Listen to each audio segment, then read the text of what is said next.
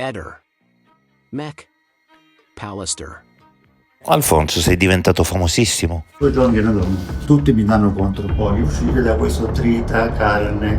Quindi a un certo punto Liliana viene da te e ti chiede un sacco nero. Mi dici mi dai un sacco come questo?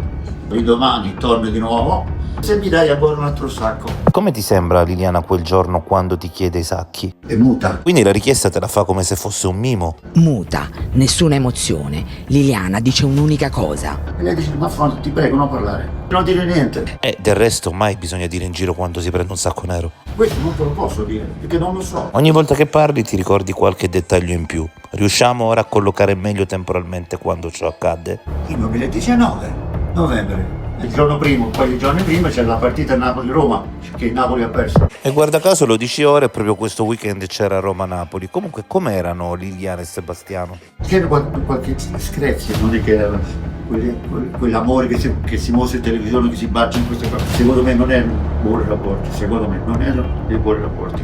Perché non si parlavano. Quindi secondo te erano già 2 anni che Sebastiano e Liliana erano in crisi.